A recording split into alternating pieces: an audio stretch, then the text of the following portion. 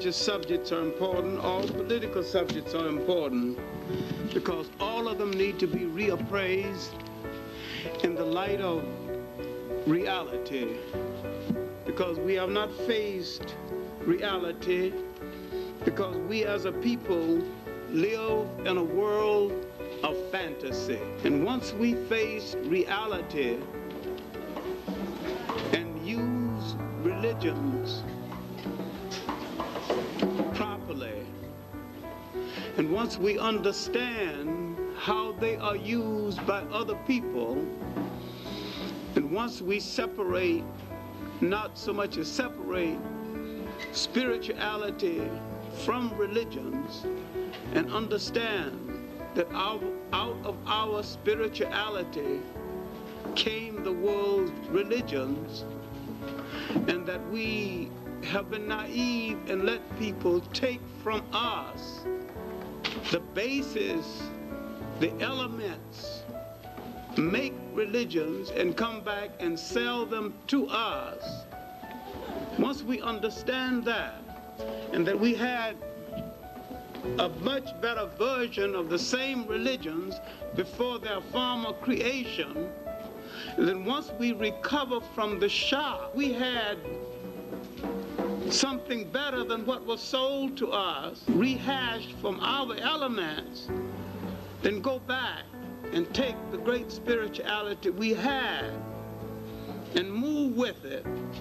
And once we understand what we were and where we are, we will understand what we have to be and where we still have to go.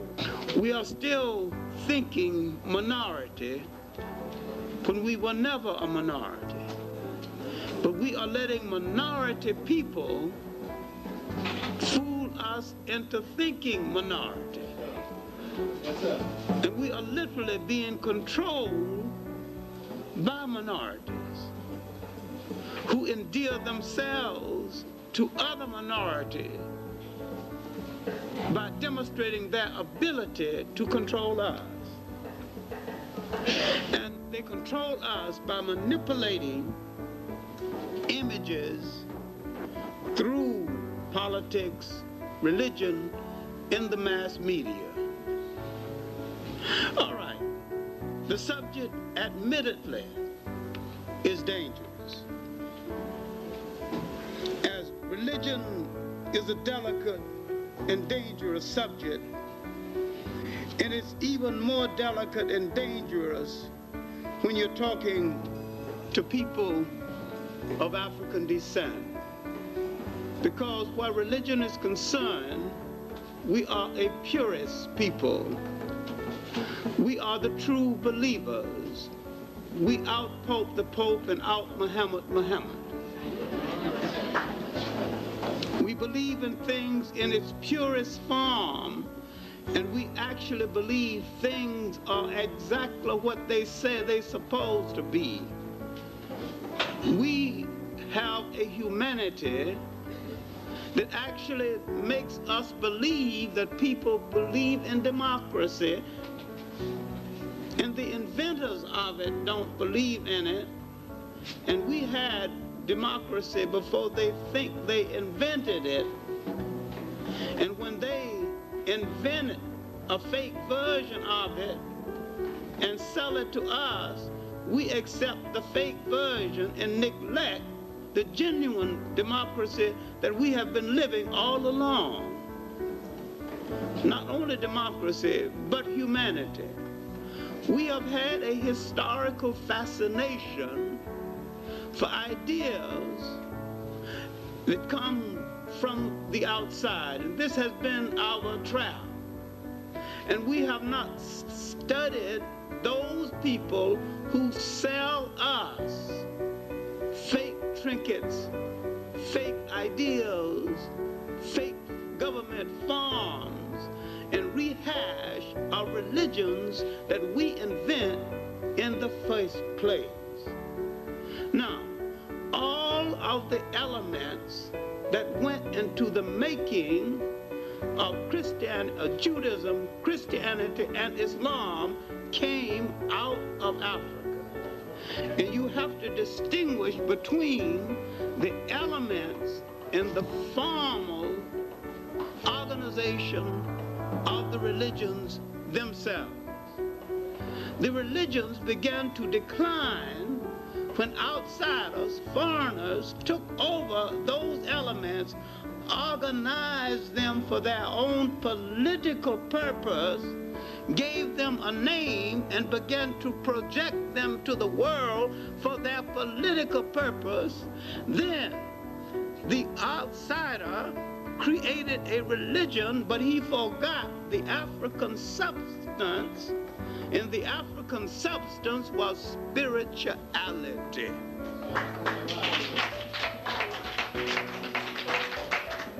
Because if you have spirituality, you can use any one of them or none of them.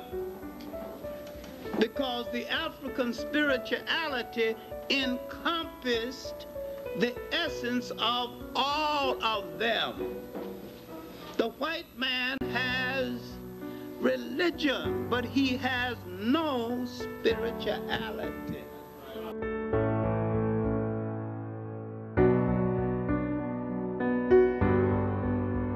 Christianity, Judaism, Christianity, Islam. Islam is the baby of the three in terms of years. You see, we talk a lot and we wishfully want things to be what we want it to be, and we make it that way.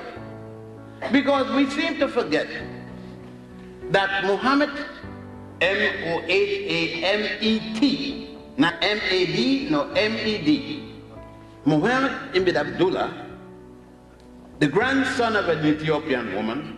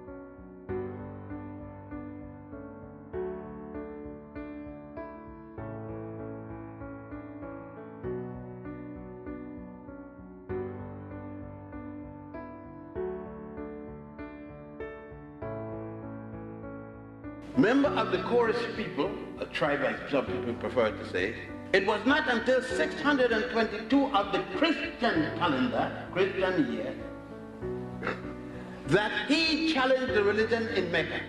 Driven out of Mecca with his three companions, Haksat, Kubad ibn Rabad, otherwise called Bilal, Umar the Great, and Abu Bakr, they fled to the outside of the city of Medina, northwest of Mecca, where there at the oasis of their tribe, established the religion they call Islam.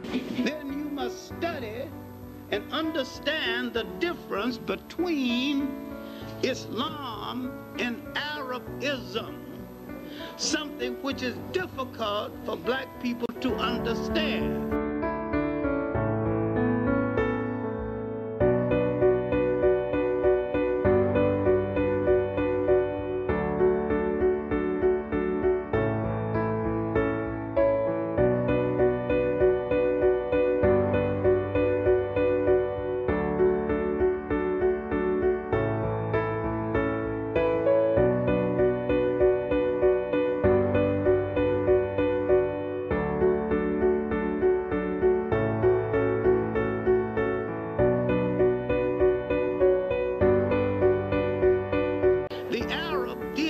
Islam what the white man did to Christianity.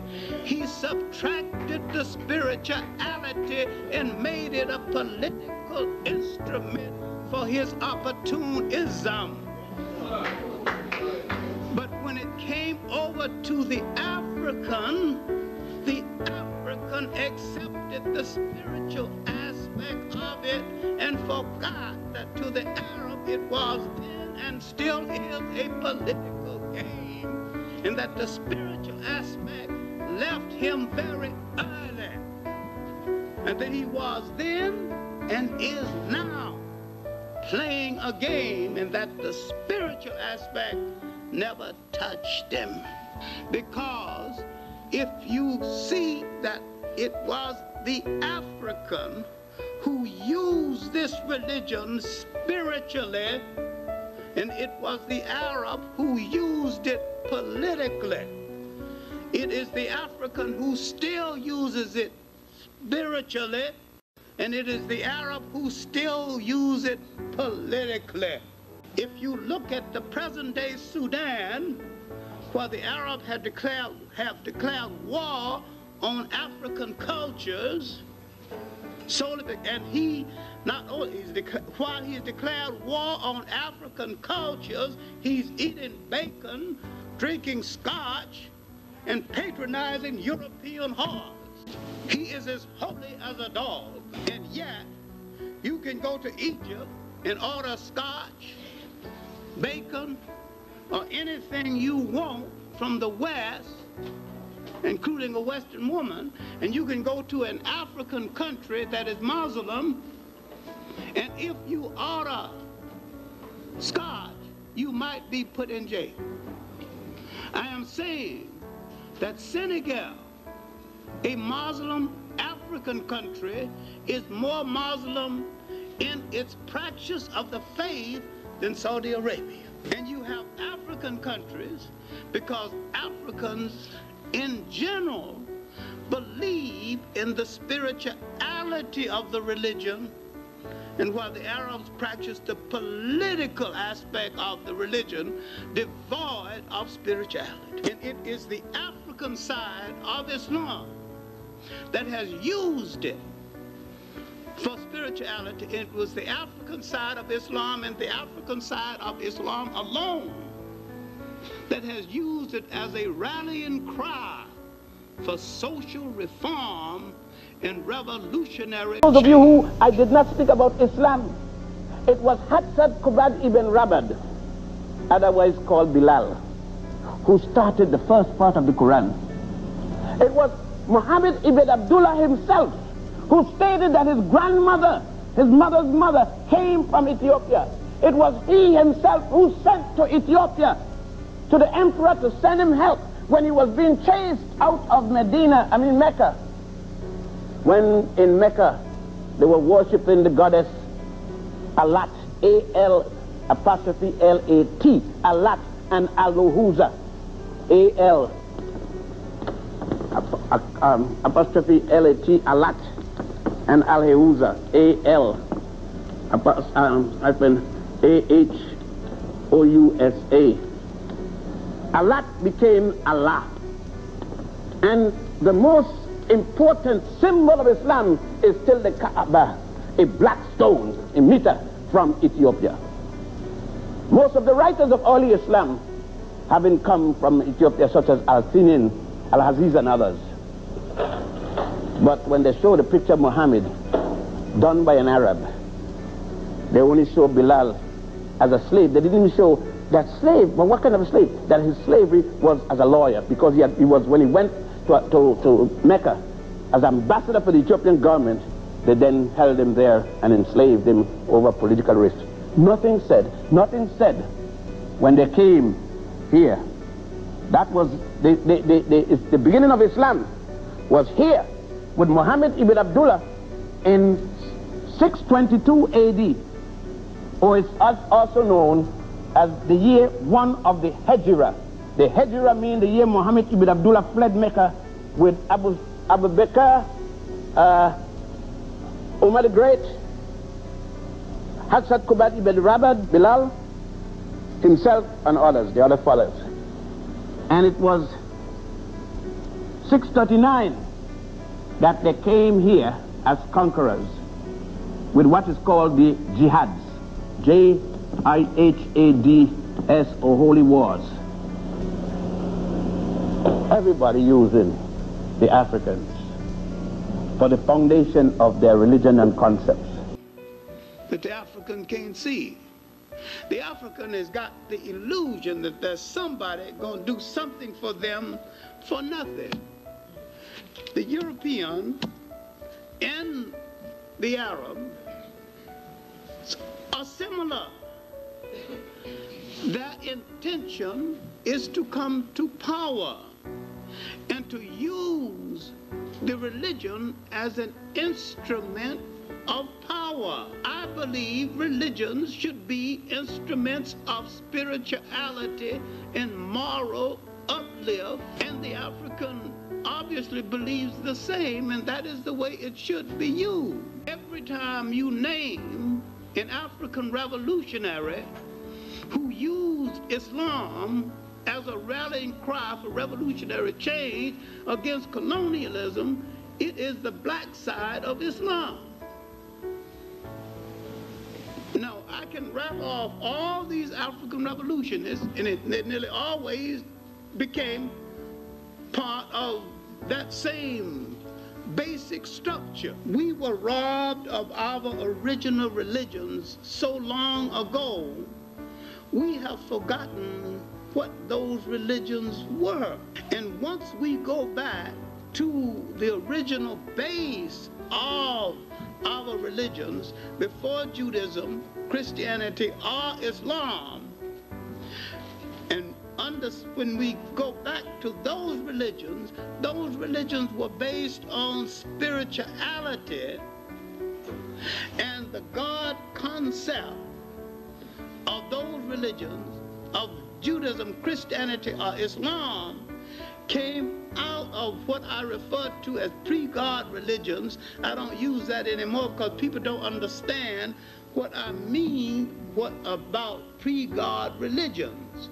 They are so accustomed to the word God, they cannot understand that there was a time when man thought of a force in the universe presiding over the universe, and while he meant God, he did not use the word God, and man had more spirituality before he consistently used the word God. He used the God force and the God concept without using the word. He meant the same thing, and ultimately Western man interpreted that as meaning the same thing. Great river civilizations had created a religion that was so all-conclusive. It was part of your totality, your morality, your dress, your diet, your marriage, your total human being, and it dictated everything. This is why at this period in human history, man did not have a word for jail because no one had ever gone to one. No word for orphanage because no one had ever thrown away any children. No word for old people's homes because no one had ever discarded grandma and grandpa. Man was truly religious, too religious to shirk his responsibility in any way. I'm saying that that was the truly great religious period of man. But once these foreign clowns began to organize and misinterpret what the great Nile Valley African thinkers had and began to slap names on them and began to make political and military use of them, that's why the whole thing went wrong. When we look at Islam, it is the newest of the world's religions and the last one to come into the mainstream of historical consideration. And when you separate it from Arabism, if you can, and it is difficult, I must admit, but when Islam moved over into North Africa, Northeast Africa was a fallen land. It had been raped for 1,000 years. The conquest wasn't much of a conquest. Starting with the Cambyses invasion 550, and they didn't arrive until 639 AD. Cambyses invasion was 550 BC. Over 1,000 years later, they got there, and they had one invader after another. Greeks, Romans. What resistance was left? All the great structure torn down. They were ready for anything. Feast on the fallen body of a once great culture. And if you want to say, as some brothers have said, God created the first Muslim, his name was Adam. I don't know what you're talking about. If you want to create an Islam that started before the Prophet Muhammad, again, I don't know what you are talking about.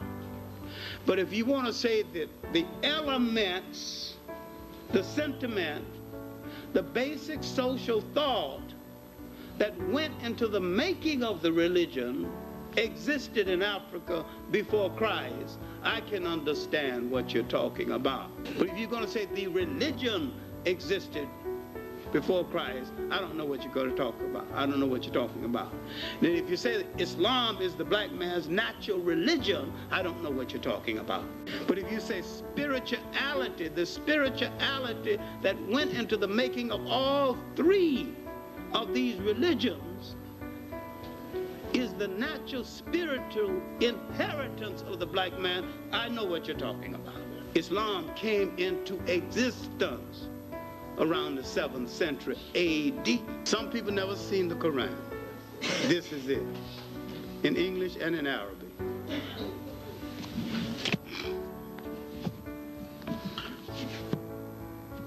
This is a short history of Muhammad and the early caliphs and the early heroes of Islam. This is a book all black Muslims should have read, called Christianity, Islam, and the Negro Race by Edmund Vilmont Blyton. I have 2 shelves of books dealing with Islam, Arabs, and their history alone. 2 shelves. And I read practically everything and every word in every book. I respect all religions when they practice what they preach. Let us start with Elie Mazeroy's series, The Africans, because this series will and has done a lot of damage, principally because most African people who see the series never read one book on Islam, never read one book on Arab history, and do not plan to do so. And all they have is his word. He tells you a few good things about Africa, then he is running strictly an Arab Islamic game, and he is running it well. It is a con game, and it is not about African history at all, because he is not telling you African history. He is telling you basically a few tidbits of African history in order to get his Arab Islamic point across, and he is getting it across exceptionally well. And that is what he set out to do. A Jewish journalist fund financed it. Haven't we asked, who is Elie Mazeroy? Half African, half Arab. What is the role of the bastards of history? And he's a bastard. The bastards of history under pressure nearly always take sides with their father's side of the family that is in power. Father was an Arab. He is more Arab than the Arab. He's black when he want to be black, when it's his convenient. But in this series, this man is more Arab than the Arab. You have to know some African history to know the game he's playing. But if you don't know African history, you don't know his omissions. You don't know his omissions about Ethiopia. You don't know he's left out Bilal. He's left out Zayd bin Harith. If you don't know anything about the Ethiopian period of Islam, when Ethiopia saved Islam, Then when he leave it out, you don't know it because you didn't know that there was a period when Ethiopia saved Islam. But if you read the Encyclopedia of Islam, the Encyclopedia of Islam said that Bilal was a slave, Zayd bin Harith was a slave. The Encyclopedia of Islam on this point is wrong. Bilal was a lawyer for that day. Zayd bin Harith was a military man. They were both Ethiopians. Why Ethiopian? Why did his rich wife choose 2 tutors for him, both Ethiopian?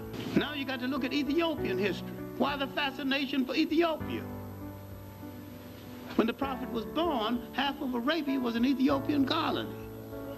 But if you haven't studied black imperialism, you don't know this. There was a time when Africans ruled nation and dominated nation. But you never read Baldwin's Prehistoric Nations or Drusilla Dungy Houston's work, recently reissued, on the wonderful world of the Cushite Ethiopia. The 4th session, which was really one of the better ones, dealing with exploitation, he dealt with it pretty well. He opened by downgrading the Western slave trade by 12 million people. Du Bois, in end of the 19th century, said it was from 60 to 100 million people. The documentation has proven since then that it was at least twice that much. Then the other documentations on the Arab slave trade in a work called Slave Trade in the Indian Ocean proved that in one period 35 million Africans were taken out. Then he said there's only 2 million Africans in the Arabian Peninsula. And he asked, where are those Africans? I know where the Africans went who were not in the Arabian Peninsula. A lot of them went to India to perform the armies for the Maharajas. A lot of them went to Asia, different parts of Asia. Some went to China. When the Portuguese came around to East Africa, the Arabs formed a partnership with the Portuguese. And the Portuguese and the Arabs got together. The Omani Arabs, and El Mazaroi is an Omani Arab. The Omani Arabs established Zanzibar and made Zanzibar the largest slave trading force in the world. And if you look at the magnolia trees at Zanzibar, each tree represents an African who made the mistake of looking at one of the harem women of the Arabs, because if an African looked at one of the harem women, they'd cut his head off and they'd bury his body, and they would plant a magnolia tree over his body. Every magnolia tree at Zanzibar represented an African who made the horrible mistake of looking at one of those women. If you look at Basil Davison's work, A History of East Africa, look in the index, look at the word Mazaroi, you'll find some information on his family. Now, he wouldn't ask me any question, what happened to those Africans? And there's only 2 million in the Arabian Peninsula now. See, he's whitewashing the Arab side of the slave trade. Now, when the meeting was called by UNESCO on slave trade in the Indian Ocean, they invited 50 Arab scholars. Not one showed up. They don't want to deal with it. And the African who is a Muslim don't want to deal with it. And those who are Muslim in this country don't even know about it and don't want to be told about it. Because they think when they left Christianity, they joined a pure thing that is without fault. But realize all Western-oriented religions are faulty. All Western-oriented religions were in the slave trade one way or the other, one time or the other. And all religions that said that God endorsed slavery are liars and hypocrites. No religion and no God ever proved of anybody enslaving anybody. Understand also that he is playing the role of a con man. Con man gives you through a few flattering things to get you into the trap before he robs you and makes the robbery looks palatable to you until you wake up and realize that you have been had. I don't know where he's going the rest of the series. I don't even know where he's going tonight. And this series will get more exposure than any educational series ever. It's on tonight, it'll be on Sunday, and it's on cable sometime during the week. So if you miss it tonight, don't worry, it'll be on Sunday. Why it's getting all this exposure. Somebody wants this message out there. Who wants that particular message out there? Who has the reason why the National Endowment for the Arts in America, your money, was behind it? That's only $650,000. It cost about $5 million. The rest came from the Annenberg Trust. What's their interest in backing an Arab commentator? He wrote the commentators. He wrote the book about it. And yet another series was put on by an Englishman, Basil Davison, 3 times better than that one and more honest. Because knowing that he was white, every time he came to a critical part of the history, he found an African and put the African historian in front of the camera and let the African explain African history instead of he doing it. And I'm saying that the Englishman did a better job because the Englishman let the African explain instead of explaining himself.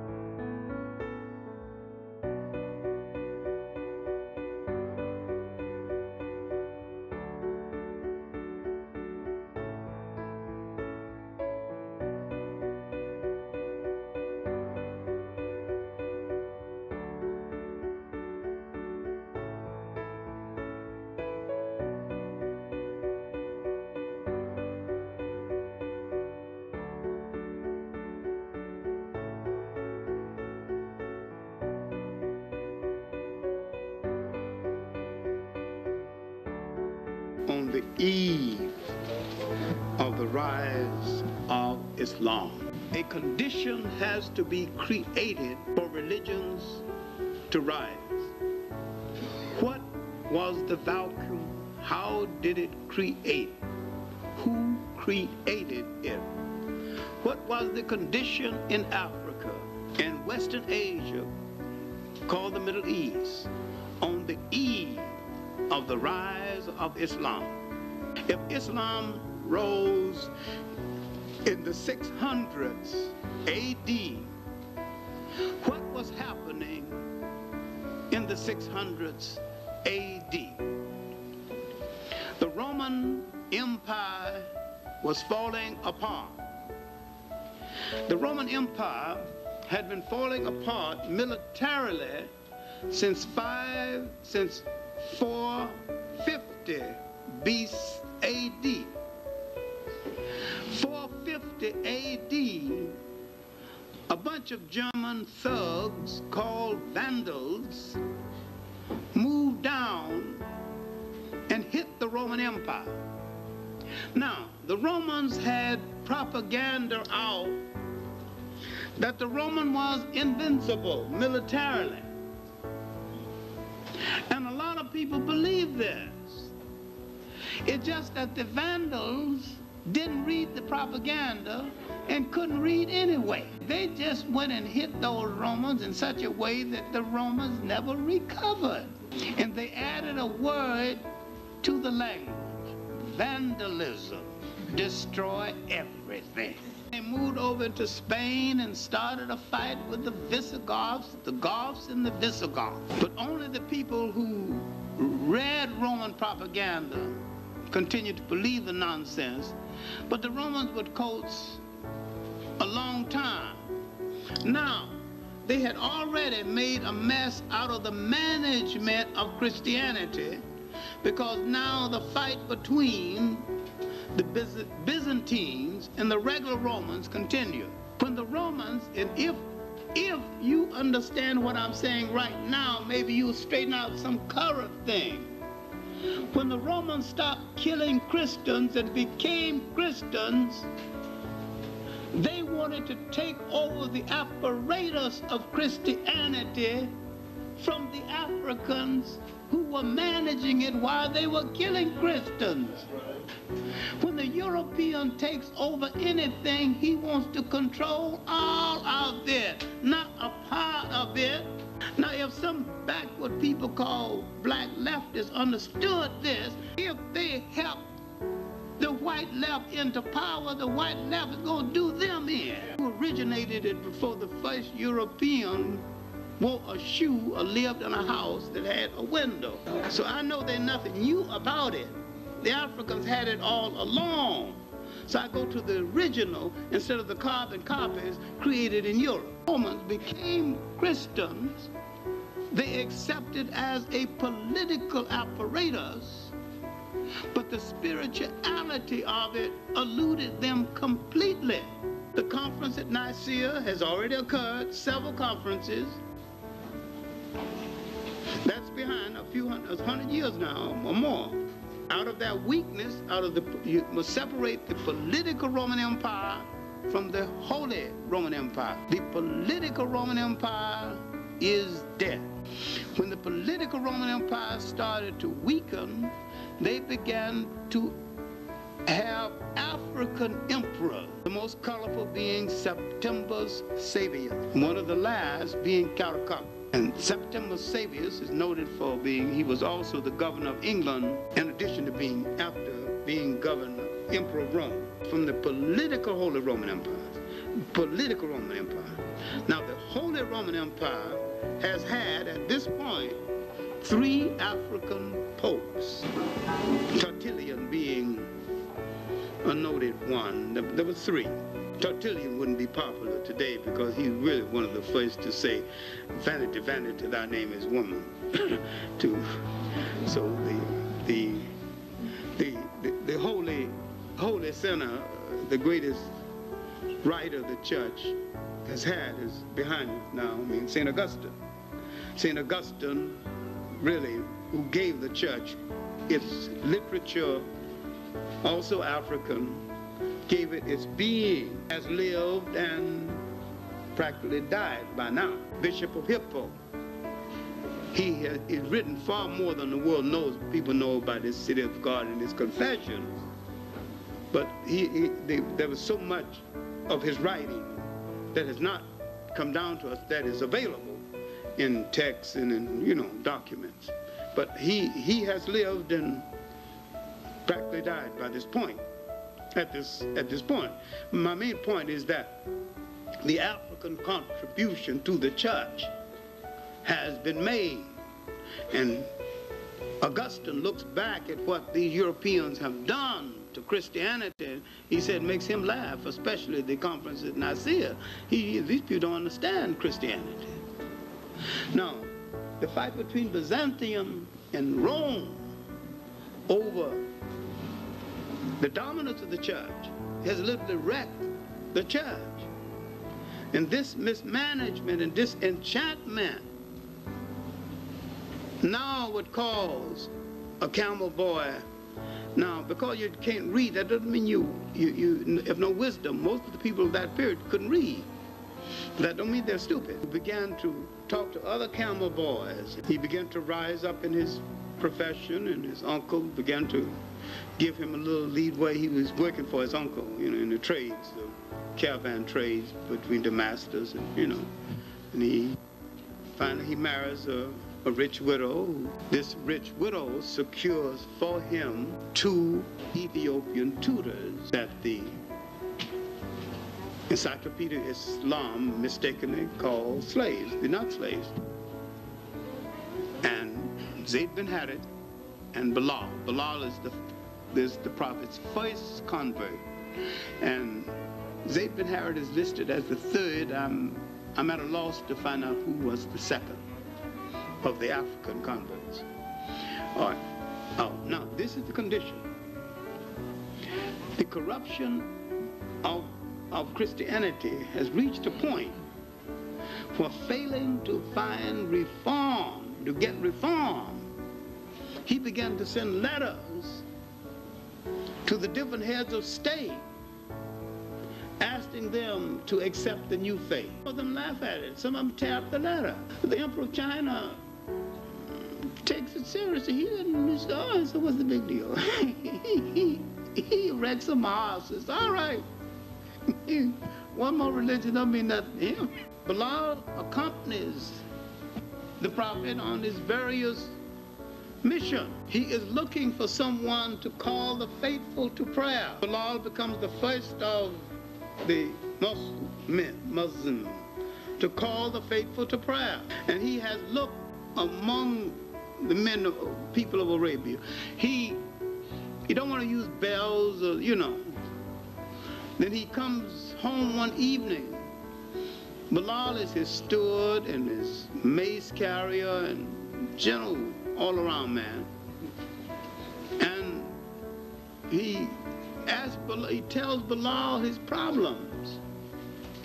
Then he asks Bilal to see if he can say the call to prayer. And he said, why have I been looking all over Arabia when you have the sweetest voice in all the land? Now Bilal becomes the one to call the faithful to prayer. And he makes out of it a great art form. And even today, if you go to Senegal and listen when the faithful are being called to prayer, the Africans do it, and it is a concert. It is a concert piece. Then go to Arabia and go to an Arab country and listen, almost like a bad bird singing off tone. That meant that the African accepted the religious side and the spirituality, and that Islam said something to the African that it did not say to the Arab, and that it still says something to the African that it is not saying to the Arab. That if Islam is to be rescued and made the great spiritual and moral religion it was intended to be, instead of the political instrument for opportunists, it will be the African who will make it so. He has the capacity to make it so. And this is what we need to look at. Not to ignore the Arab at all, not to ignore the fact that it was from Arabia that the religion came out, swept over into North Africa, and had its rapid growth. All right, now,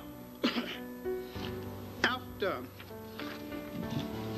this religion barely got underway, the Prophet had some difficulty, had to leave Medina, then literally had to fight his way back to Mecca. Bilal was with him all of the time, and so was Zayd bin Harith. Zayd bin Harith was the governor of the Prophet's tribe, the Quraysh, and he was married into the Prophet's family, one of the highest honors possible. And he is hailed as one of the great heroes of Islam in the Encyclopedia of Islam and other literatures of Islam.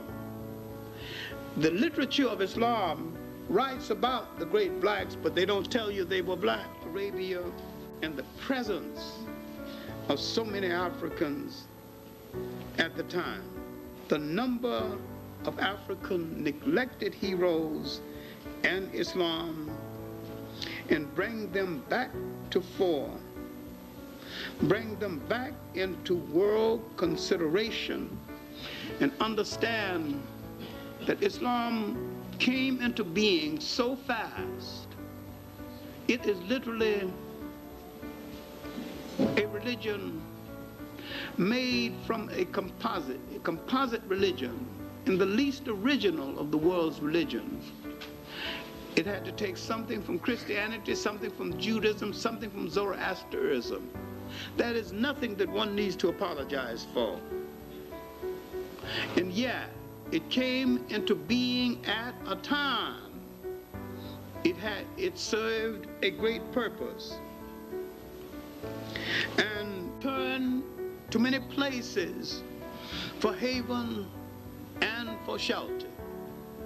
On the advice of Zayd bin Harith and Bilal, some of the key followers were sent to Ethiopia for shelter while the trouble in Arabia blew over.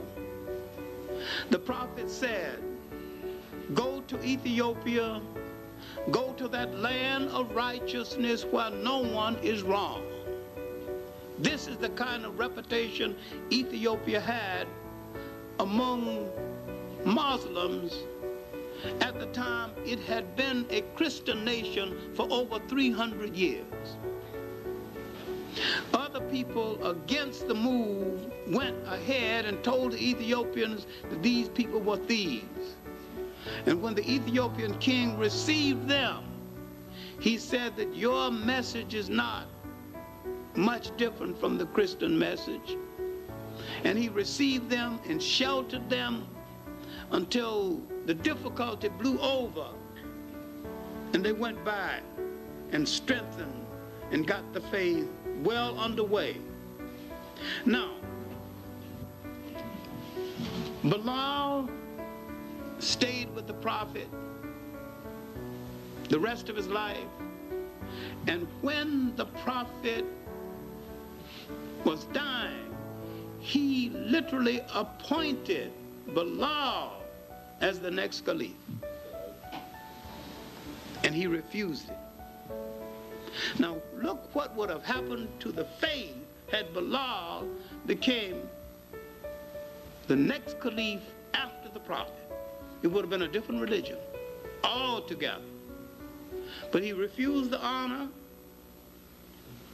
but he did not call the prayers except 2 more times. After that, he called the prayers for Umar, the first caliph, and 1 time for a special meeting for the first caliph. And then he either went back to Ethiopia or he died. We know Zayd bin Harith died in a battle against the Byzantines.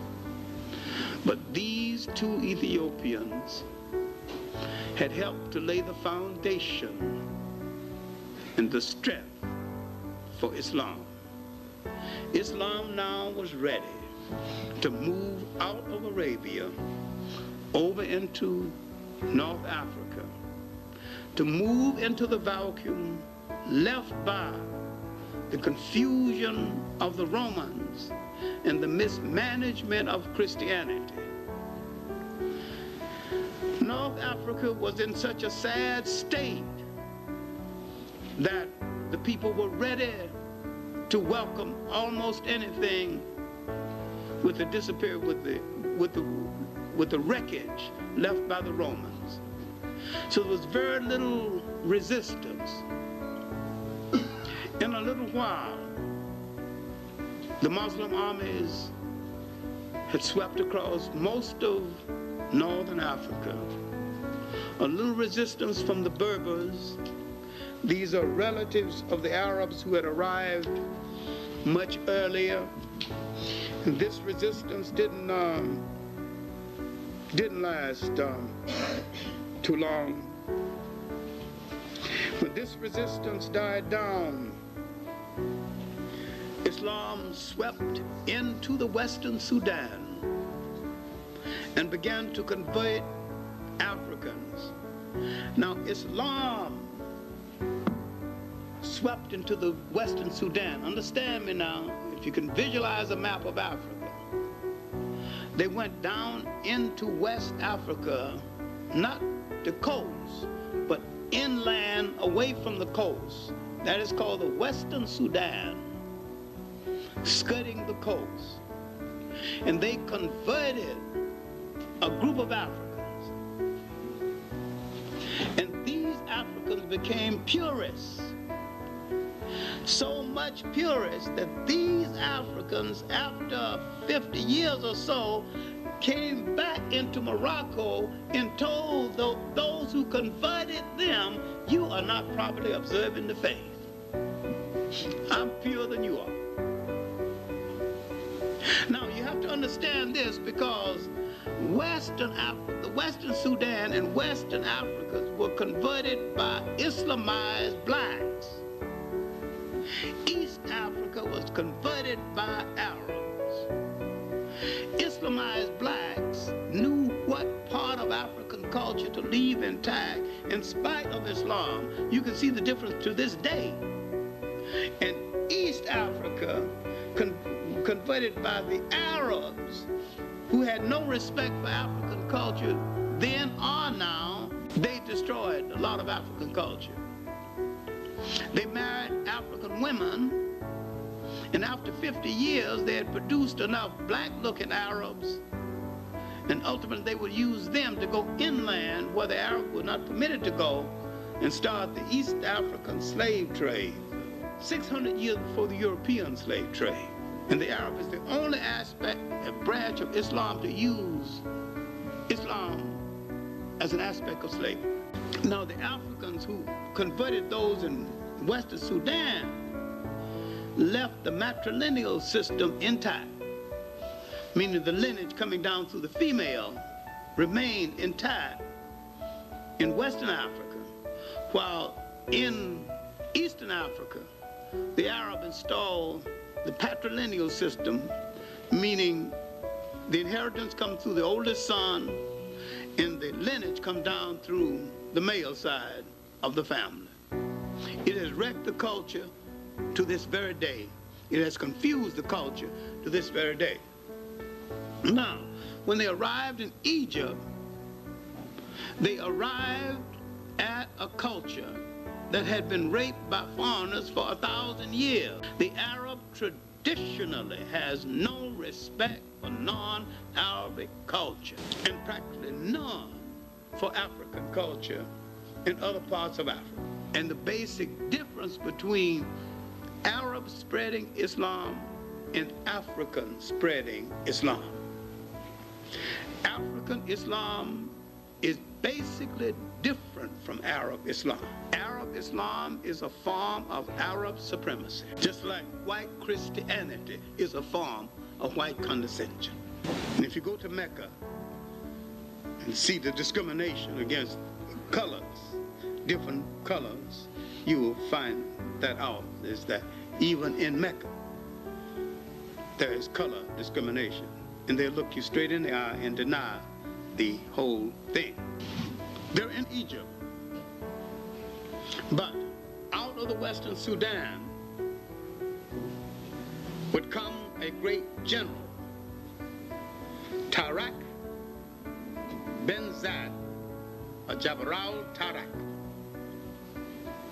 He would discover a weakness in Spain, fighting the Goths and the Visigoths, and the Vandals fighting among themselves.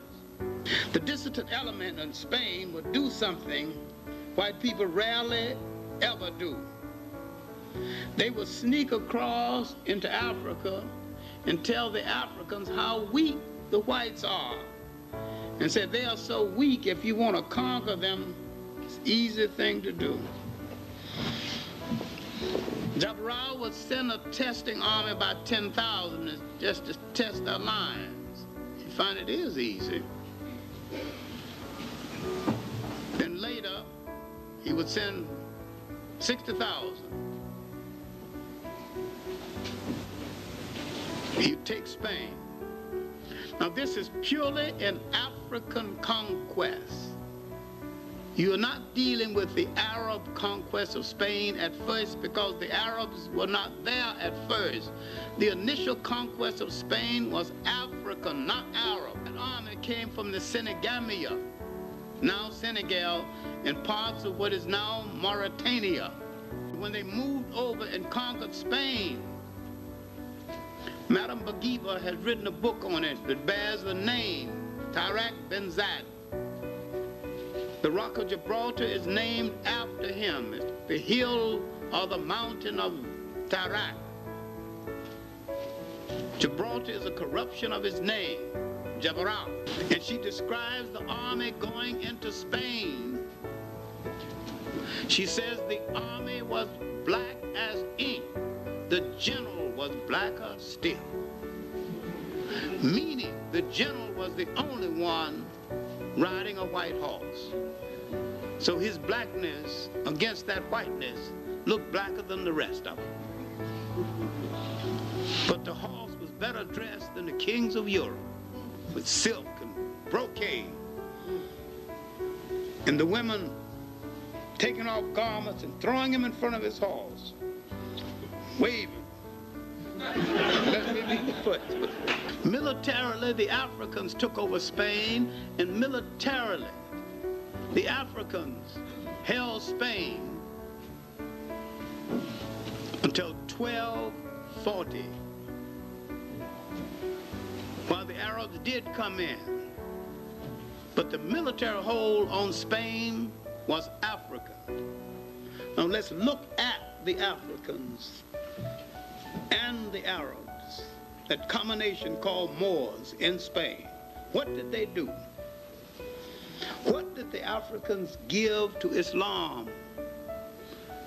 Why do you find a toleration between Christians and Arab, Christians and Muslims in Spain that never existed before ever? It is the African spirituality. They coexisted with the Catholic Church side by side. They worked out a humane agreement. No mass killing. They built public schools. They built public baths. There's a chapter in John Jackson's Introduction to African Civilization called Africa and the Civilizing of Europe. You would do well to read it. That chapter alone is worth the price of the book. But there are many other books on the Africans and the Arabs in Spain. They gave Spain the greatest civilization it has known before or since. They built a great university, Salamanca. They translated the great works of the masters of Europe, including a lot of work they had stolen from Africa. Europe had forgotten its own masters. The Africans translated. It was the African that suggested that the Jews be appointed to the chairs in the mind sciences. God, what an error. All the ideology chairs. It was the Africans who took the Jews into Spain and made them the grandees, the money managers of Spain. And when the Africans lost power, some of them went Holland and found the Dutch East India and the Dutch West India Company and became managers of the slave trade. People find no compunction of turning on us when it's their convenience to do so. But their performance in the partnership between the Africans and the Arabs and the Berbers in Spain was a long and beneficial partnership and a fine moment in their history and in world history. The African and the Arab and Islam had united and held Europe at bay for almost 1,000 years.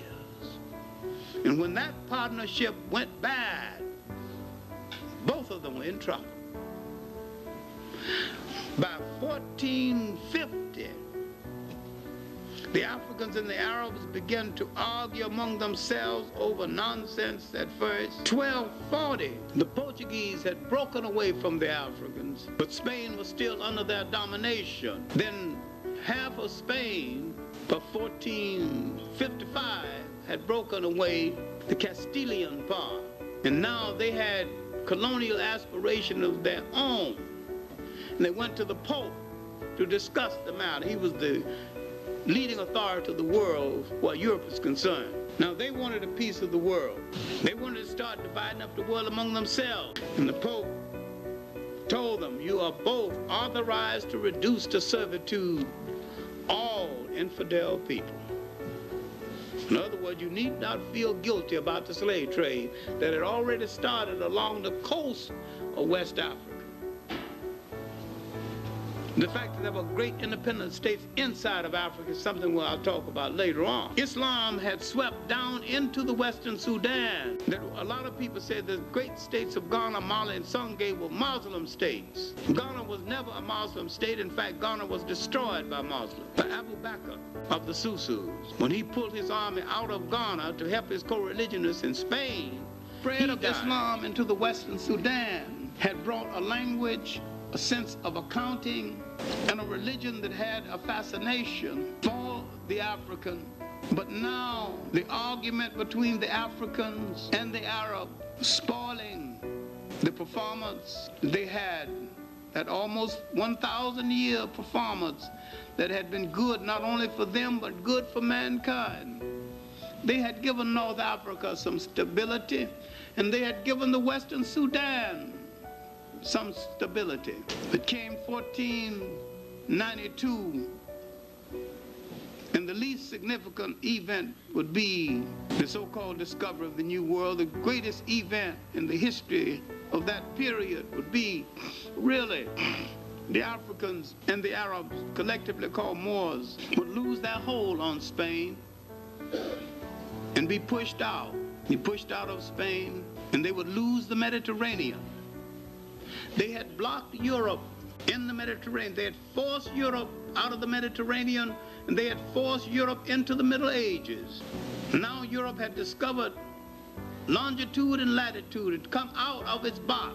They'd gone back to sea. They had learned some maritime techniques from the school at Salamanca, that the Africans had translated information from Spain. And they would turn on the very Africans who translated it for them and the very Arabs. The fight between the Africans and the Arabs would facilitate the rise of Europe, fighting over various interpretations of Islam. They could have stopped Europe and stopped the slave trade, but instead of stopping the slave trade, the Arabs went into the slave trade, disgraced Islam, disgraced themselves, and left the African without protection, something which we should never forgive. And after this, the Africans, mixed Africans, Berbers, and Arabs in Morocco, sore heads, turned inward on Africa to rob the nations to the south. They recruited European mercenaries with modern weapons for that day, and with some guns supplied by Queen Elizabeth I, they invaded the Western Sudan, destroyed the great state of Songhai. In the long night that was to last 500 years had started, and the good that Islam had done was being spoiled. Now you had Muslim against Muslim facilitating the spread of the slave trade inland. I am saying that while this is one of the world's greatest religions, its redemption is going to come from Africans who will rescue it, give it a real meaning, make it a world religion, make it a world force for unity, and give it the sense of tolerance and respect for other cultures and religions that it once had, and integrate it into the concept of African culture and African liberation. Either do this or throw it into the ash can of history. Thank you.